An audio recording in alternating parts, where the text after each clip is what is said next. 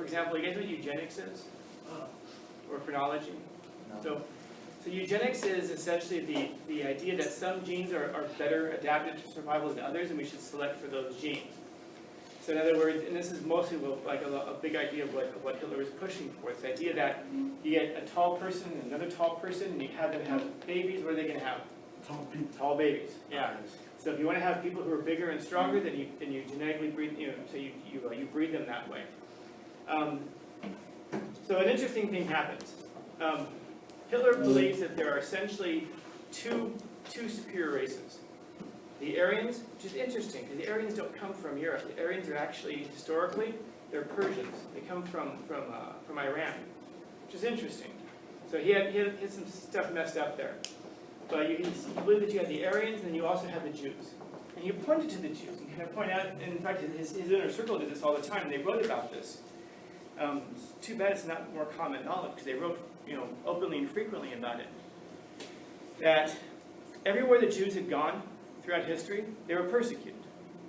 They were, I'll leave it at that. They were persecuted. And yet, despite the fact that they were persecuted, they always seemed to rise to the top of where they are. A very small group of people that still tended to do financially very, very well, and be very, very successful everywhere they were. I mean, what would you say about a group of people where everywhere they go, they get oppressed, pushed down, and yet they still rise up to the top? So Hitler saw that, and his inner circle saw that. So there's always this thing about, despite that, they always overcome. What else would you call that besides survival of the fittest? So he believed that there was this race between the Aryans and the Jews, and he believed that one of those two groups was going to have to overcome the other one, because he believed they were both most powerful. So his effort in the Holocaust was essentially to wipe out the competition. Now, if you explain this to people, it's very difficult for people to get their heads around. So what do you do instead? You describe it in different terms. Well, why do the Jews rise to the top? Well, the reason they rise to the top is because they're culturally, they're backstabbers, they're manipulators, they're money hungry. They're like mice. They're like rats. They're like vermin. They infest everywhere they go. They use corruption. Now people can hear that and go, oh, that's why we shouldn't like them. If you just sit there and go, man, they keep kicking everyone's asses, we kind of go, huh, good for them. But instead, if you put it in the first way, the first terms there, that they're violent, backstabbers, manipulators, liars, corrupters. Now it's like, so they're doing it unfairly. Yes. Well then yeah, we should hate them. And you'll find that anytime that we try to rile up hatred against a group, it's always done in this way. Well, they didn't earn their position. They got there through corruption. They got there through nepotism, family members. They got there this way, they got there that way. And then that's what stokes up the hatred of the people who are not on top. And so, it's just, historically, just look around, this is what always happens, 100% of the time. You see it happening in Rwanda, in the genocide there. You see it happen in Armenia, the Armenian genocide from the Turks. You see it all over. This is the kind of natural state. So whenever I hear a group being targeted this way, like, well, they didn't really earn it. They just, my spidey sense always goes off. And I'm like, what are you trying to get me to believe? What's the absurdity that you want me to believe? Because what's the injustice that you want me to commit if I believe what you're telling me to do? Because if you can believe something like this strongly enough, then the injustice that you're willing to do, there's almost no end to it, especially once you've started. What's the difference between killing, 10,000 people and killing 6 million people? Well, it's just numbers at that point. It's just data points. Like Stalin said, the death of one person is a tragedy. The death of 1 million people is a statistic. Once you get past a certain point, once you're conditioned enough to commit some sort of, to believe something absolutely absurd, then you're willing to go to absurd lengths to defend that. And especially if it's something that you are, I want to say, yeah, why not? Especially if it's something that you're socially pressured to believe. There's lots of people around you who believe it. Now it becomes this race. Well, how absurd can I be? In other words, it's not just, okay, fine. Maybe you hate Jews. Maybe you're anti-Semitic. But here's the real question. Are you anti-Semitic enough? And then you might sit there and go, out of 100 Jews, maybe 2 are okay. And then everyone's going to look at you and go, you think there's such thing as 2 good Jews? It's virtue signaling. Well, I'm not saying that they are. Now all of a sudden you're ostracized. And then someone comes along and says, I can't believe he thinks there's two good Jews. There are no good Jews. And then everyone's like, oh, and applauds it. And then someone says, well, that's not true what you're saying. There's no such thing as a good Jew. I can tell you what's a good Jew. A dead Jew is a good Jew. Oh, yeah. So we're always going further and further and further to the point that we lose the plot. And once you're committed to it because you follow the belief so hard for so long, it's difficult to walk back from that. I mean, imagine you're a concentration camp guard, and you signed up just for the military just to feed your family or whatever, and all of a sudden you find yourself a few months later having to execute people simply because of their ethnicity or their religion. The first one's probably very difficult. The second one's a little less difficult. The 10th one's probably pretty simple. The millionth one is just a statistic. So never underestimate our ability to rationalize anything. Meaning that we're going to find a good reason, not a natural one, but a good reason to continuously believe the things that we believe. Once we're kind of committed to doing it, we justify it. We'll find a way to justify it. And it all starts with this ability to get people to believe absurdities. Being in the year, I asked you guys, why is it we're here? Why do we even study this whole language arts thing? And kind of knee-jerkily we'll say, to get a better future, to get into college, to have a career. I don't know if any of us really believes that. And I don't know how, I do. I don't know that many of us really can fully understand how it is that doing something, learning some skills from this class are going to translate into a better job someday. They will. Because your ability to communicate with people is going to take you very far in life, or it's going to hold you back in life. And the ease with which you can communicate with people, and different types of people from all stratas of life, have a lot to do with how far you can get. We give opportunities to people who we like. And the better of a communicator you are, the more people are going to like you. And you're going to get more opportunities, whether it's fair or not. Beware, you might find yourself in that group of people who they say, he didn't earn his position. He only got there because he had, he spoke well. And that's because he got to go to school. I didn't get to go to school the same way he did. Then you have to sit back and think about all that time you wasted in your English class.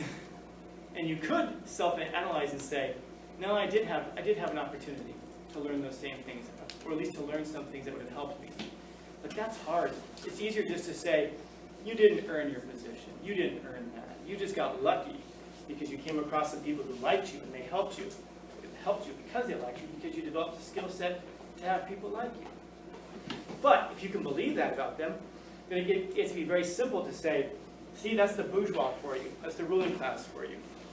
So you know what we should do? We should take all their shit because they didn't deserve it. And we should kill them in the process.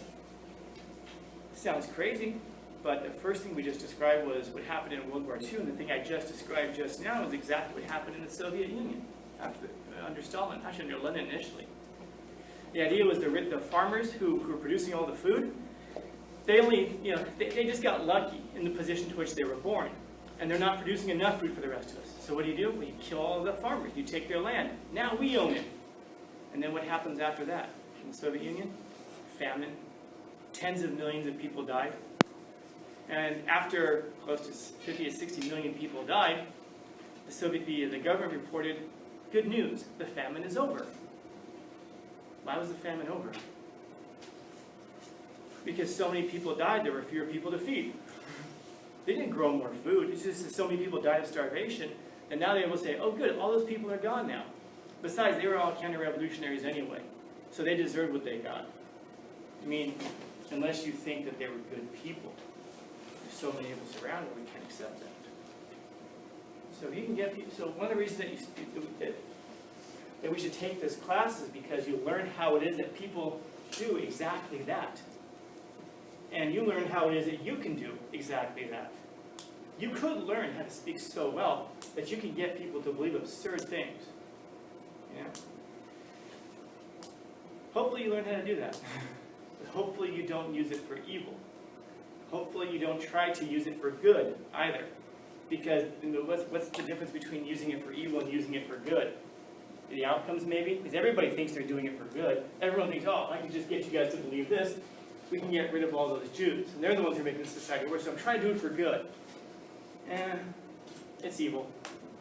Anytime that you're doing this, trying to get people to believe absurd things, you're trying to manipulate people, you're trying to trick people, you're never going to have positive outcomes. It's always going to be an injustice, 100% of the time. Now, I challenge anybody to give an example of when that doesn't happen. You have to be careful with it, because a good speaker, a person who does this well, will get you to believe not only will they get you to believe it's common sense, they'll get you to believe that everybody feels this way, except for those crazy people over there. We should get rid of them. Kick them out of society, throw them in concentration camps, whatever. You know? And if you think that that's a relic of the past, you're not paying attention. Questions, comments, concerns, complaints? Yes. If anyone includes ourselves, do we have, and we can lie to ourselves, do we have the ability to make ourselves commit injustices? Yes, absolutely. Because I can tell you anything I want to tell you. It's going to be your choice if you want to believe it, and it's going to be your choice if you want to follow through on it. So I can tell you all day long about how whatever these things are, whether you're anti-Semitism, whatever, but ultimately it's your choice to follow through on it. And then it's going to be your choice to act on it. If that makes sense. So if you can convince yourself, by the way, you can convince yourself of all kinds of crazy stuff. You know, I mean, I don't even know where to start. I made a comment in a class yesterday that I don't trust a person who tries to limit your speech. A person who starts telling you things like, you can't say that. They try to shut you down, they try to counsel you. And the reason I don't trust that is because the person who does that is trying to control information. And the reason they're trying to control information is because they know that whatever information you're sharing is going to contradict their position. For them, it's a power game. Whatever it is, if this makes sense.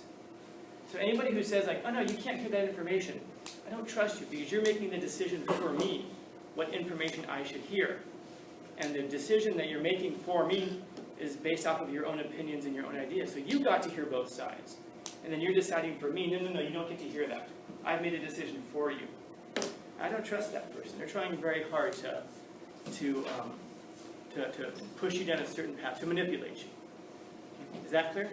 Yeah. Okay. I said that in a class yesterday, and then maybe 10 minutes later I was talking about something else, and a student said, raised his hand, and I'd mentioned another instructor, and the student said, it's funny that you mentioned so-and-so, the other instructor, because you just said that anybody who tries to tell you what you can and can't say, they're dead to you. And then I go, I didn't say they were dead to me. And I said, I don't trust them because they're trying to manipulate you. And he goes, well, it's the same thing. Is that the same thing? That someone's dead to you and you don't trust a person? Is there anybody in your life who you don't trust, but they're not dead to you? Dead to you is like, I don't care what you say, I don't care if you live or die, I wouldn't piss on your teeth if your gums were on fire. That's dead to you. Now, there are people who you don't trust, but you still listen to them, you still have them around, you know? Those are two very different things, because everybody's capable of redemption. When someone's dead to you, that's you saying, you're done. But in this person's head, those were the two exact same things. And then once I explain it that way, it's like, oh, okay, well, yeah, I see what you're saying. And then they go on. That's a pretty absurd thing. But now think about what that means. That person now believes that the world looks like that. So that means that if I criticize somebody, that student probably thinks, oh, Scallon hates that guy. Or Scallon doesn't trust, Scallon that guy's a manipulator. That person's dead to him. And they think all these terrible things that I never said. But we can convince ourselves that that's what people actually mean. And that's what happens a lot with this. Listen, I know you said, have a good day. But what I think you really mean is you want me to die. That's what I think you really mean. That's not what I said. Yeah, basically that's what you said. No, it's not. It's not even close to what I said. But it's what you meant. and we're really good at telling people what they meant by stuff. We're not so good at listening to what people actually say. And that should tip you off about your approach to hearing people talk. Because you want to hear something specific. And you want to shape what someone says to fit your narrative, to fit your paradigm. The problem is this. If your narrative was true, if your paradigm was true, you wouldn't have to twist what someone says. It would just fit right in there and you say, see, exactly right along. But if you had to sit there and go, no, it's kind of the same thing. No, it's not. You're trying really hard to make it fit with what you want to believe. Those are the kinds of absurdities that you can convince yourself of. Are there any flat earthers who are smart? Yes. Yeah. There are tenured professors who argue for something like this. Doesn't mean they're right, but that doesn't mean that they're absolutely stupid and that eventually should be shot because they destroy the gene pool. Are there people who have genuine concerns about vaccines? Yeah. Are they right? Are they wrong? I don't know. I wonder how many of us who, for example, who shout about anti-vaxxers, oh my God, they're so stupid. How many of us really understand the science behind vaccines? How many of us have actually studied it? Because we're speaking pretty authoritatively about how stupid other people are when we've never looked at the stuff ourselves. You know, well, but very smart people say this. Very smart people say the other thing too. Which smart person do you listen to? I don't know, maybe that's one of those things about school, is to get educated so that you can look at the data yourself and know for yourself. Rather than depend on someone. As soon as you start depending on someone for your information, that's where they can start doing this.